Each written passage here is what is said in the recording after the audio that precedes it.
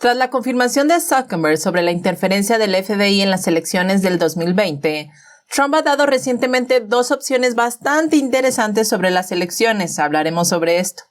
Si bien el funcionario del FBI que suprimió la investigación sobre la computadora de Hunter dejó el FBI, el Partido Republicano no se detendrá y seguirá buscando culpables y responsables. Y bueno, ante la presión, el Departamento de Justicia anunció nuevas reglas que prohíben a los empleados temporales participar en actividades partidistas. En otras noticias les contaremos que ha fallecido Mikhail Gorbachev, el último líder de la Unión Soviética. Su nombre está relacionado con el muro de Berlín y el colapso de la Unión Soviética. Junto con las famosas palabras del presidente Reagan, Gorbachev también es recordado por impulsar el proceso democrático. Hoy es jueves 1 de septiembre y estas son las noticias que tenemos para ti. Si eres de los que buscan la verdad, has llegado al lugar correcto. Esto es Factor Sorpresa. Comenzamos.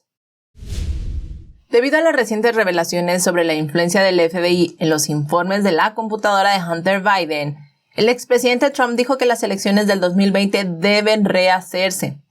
Antes de las elecciones presidenciales de Estados Unidos del 2020, el incidente sobre la computadora de Hunter se había vuelto viral. Como todos recordaremos, en ese momento las plataformas de redes sociales tales como Facebook y Twitter prohibieron la difusión de la noticia y todo lo relacionado con el incidente. Y bueno, hace un par de días el fundador de Facebook, Mark Zuckerberg, dijo en una entrevista que el FBI insinuó que Facebook debería suprimir la información sobre el escándalo de Hunter Biden. El presidente Trump calificó las acciones del FBI como un fraude masivo e interferencia electoral a un nivel nunca antes visto en nuestro país. El 29 de agosto, Trump escribió en su plataforma de redes sociales Truth Social lo siguiente y lo voy a citar. Así que ahora sale a la luz de manera concluyente que el FBI enterró la historia de la computadora portátil de Hunter Biden antes de las elecciones, sabiendo que si no lo hacían, Trump habría ganado fácilmente las elecciones del 2020. Una encuesta realizada la semana pasada encontró que casi el 80% de los estadounidenses que fueron encuestados dijeron que la cobertura veraz sobre la historia de la computadora de Hunter habría cambiado el resultado de las elecciones del 2020. Trump ofreció dos soluciones: declarar al ganador legítimo o declarar las elecciones del 2020 como irreparablemente comprometidas y tener una nueva elección de inmediato. Aunque el agente de alto nivel del FBI, Timothy Thibault, quien cerró la investigación sobre la computadora de Hunter Biden, renunció recientemente a la oficina, el senador Chuck Grassley declaró que el esfuerzo por revivir la credibilidad del FBI no puede detenerse con la salida de Thibault y que continuará presionando al FBI sobre cualquier sesgo político. El funcionario del Departamento de Justicia, Richard Pilger, quien ha sido identificado como el director de subdivisión de delitos electorales dentro de la sección de integridad pública del Departamento de Justicia, también fue blanco de Grassley. El senador dijo que Pilger supuestamente estaba profundamente involucrado en las decisiones de abrir y continuar con esta investigación contra la campaña de Trump. Ante las acusaciones públicas de sesgo político, el Departamento de Justicia ha introducido una nueva regla. Los empleados temporales no pueden participar en ningún evento político partidista bajo ninguna capacidad. Esto es lo que dijo el fiscal general Merrick Garland en un memorándum el martes. Y bueno, las políticas anteriores del Departamento de Justicia habían permitido que los empleados temporales asistieran pasivamente a eventos de campaña y otros eventos políticos partidistas a título personal. Entonces participaron pasivamente y obtuvieron aprobación previa. Pero bajo la nueva regla no hay excepciones y lo que ahora declaró fue lo siguiente. Las personas contratadas temporalmente no pueden asistir a eventos políticos partidistas incluso en la noche del día de las elecciones. Sin embargo, tales regulaciones superficiales no prueban nada. Lo que el público necesita ver es una acción real por parte del FBI y el Departamento de Justicia para demostrar que no tienen prejuicios políticos. Se necesita una investigación real sobre la computadora de Hunter Biden, la liberación de su contenido al público y luego un juicio justo por las acciones ilegales de Hunter. Eso sería la única forma de convencer a todos. En otras noticias les contamos que Mikhail Gorbachev, el último presidente de la Unión Soviética, murió el martes a la edad de 91 años después de una larga enfermedad. Nacido en una familia campesina en Stavropol, Rusia, Gorbachov ascendió rápidamente en las filas del Partido Comunista Soviético después de la Segunda Guerra Mundial. Después de que la generación anterior de líderes se desvaneciera, se le consideró un líder joven, capaz de revitalizar al país y al partido.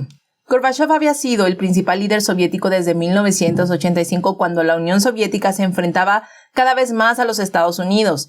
Mientras la economía estadounidense se recuperaba y el presidente Reagan adoptaba una postura más dura contra el comunismo, la Unión Soviética y sus estados satélites se rezagaban económicamente y se endeudaban cada vez más. Cuando Reagan lanzó un ambicioso plan de iniciativa de defensa estratégica, el SDI, conocido como Star Wars, Gorbachov se dio cuenta de que la Unión Soviética tendría dificultades para igualar a los Estados Unidos. Expresó su voluntad de hablar con Reagan al mismo tiempo que inició reformas dentro de la Unión Soviética conocidas como la perestroika. Gorbachov alentó una mayor apertura dentro de las instituciones soviéticas. En 1985, a la edad de 54 años, se convirtió en secretario general del Partido Comunista de la Unión Soviética y se dispuso a introducir libertades políticas y económicas limitadas con la esperanza de revivir el poder de la Unión Soviética. Después de una serie de conversaciones con Reagan, Gorbachov firmó el Tratado de Fuerzas Nucleares de Alcance Intermedio con los Estados Unidos en 1987. Esto redujo las tensiones con Occidente. Después, la caída del muro de Berlín en 1989 fue un capítulo muy importante en la carrera política de Gorbachov. Todo el evento estuvo lleno de cambios dramáticos. En ese momento, el mundo estaba esperando para ver qué haría Gorbachov. El líder soviético mostró un estilo completamente diferente al de los líderes soviéticos anteriores al no enviar tanques y permitiendo que cayera el muro de Berlín. También permitió que ocurriera la independencia en otros estados satélites soviéticos. En 1991, un grupo de funcionarios soviéticos y líderes militares intentaron derrocar a Gorbachov mientras estaba de vacaciones de verano. El golpe fracasó y Gorbachov regresó a Moscú. Sin embargo, a fines de año, la Unión Soviética se disolvió y fue reemplazada por la Federación Rusa y una serie de repúblicas soviéticas independientes. El fin de la Unión Soviética significó el fin de la Guerra Fría y el triunfo de Occidente. Gorbachov dejó la política para centrarse en la educación y los proyectos humanitarios, pero como anciano estadista todavía era muy respetado en Occidente. En todo el mundo la gente quedó impresionada por las famosas palabras del presidente Reagan cuando dijo: «Señor Gorbachov, derribe ese muro». La gente también respeta los logros de Gorbachov y el legado de libertad que dejó para el mundo. Hago esta breve pausa para invitarte a darle me gusta a la emisión de hoy en caso de que te guste nuestro contenido y también invitarte a suscribirte al canal en caso de que aún no lo hayas hecho. Estas dos pequeñas acciones son de gran ayuda para el proyecto porque le envían el mensaje al algoritmo de YouTube para que nos lleve a mucho más personas y así podamos seguir divulgando la verdad. Así que por tu apoyo, muchísimas gracias. La invasión rusa a Ucrania fue seguida de severas sanciones por parte de la comunidad internacional. El Wall Street predijo en ese momento que la economía rusa no duraría más de 6 meses. A 6 meses de la guerra, la economía rusa no se ha derrumbado. Hoy en día los economistas han emitido una nueva opinión. Putin ha hecho bien 3 cosas para salvar con éxito la economía rusa. Recuerden que después de que Rusia invadiera Ucrania, el rublo se devaluó un 25% frente al dólar estadounidense. El mercado de valores ruso comenzó a colapsar y las transacciones se suspendieron de inmediato. Además, cientos de empresas occidentales comenzaron a retirarse de Rusia. En ese momento, JP Morgan pronosticó que el PIB de Rusia caería un 35% en el segundo trimestre en comparación con el trimestre anterior.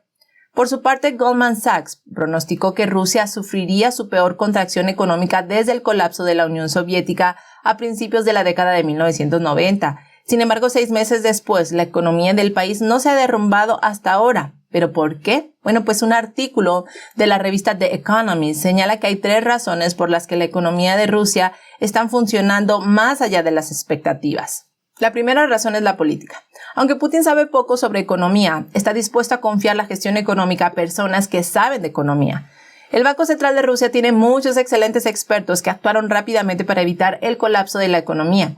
La duplicación de las tasas de interés en febrero, combinada con controles de capital, apoyó al rublo ruso y ayudó a reducir la inflación. La segunda razón tiene que ver con la historia económica.